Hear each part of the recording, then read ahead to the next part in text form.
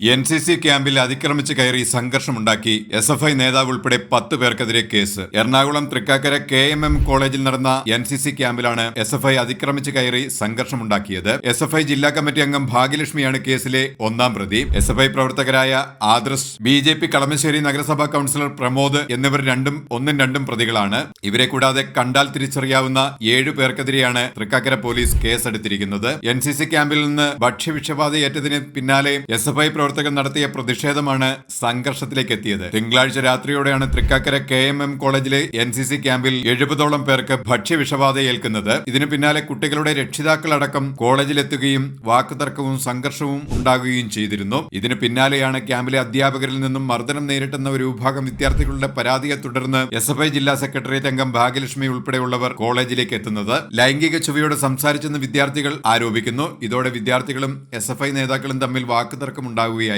എന്നാൽ ഇത്തരത്തിലുള്ള ഒരു പരാമർശവും നടന്നിട്ടില്ല എന്നായിരുന്നു ഭാഗ്യലക്ഷ്മിയുടെ പ്രതികരണം. ഏതായാലും പോലീസ് 10 SFIക്കാർക്കെതിരെ കേസ് രജിസ്റ്റർ ചെയ്തു.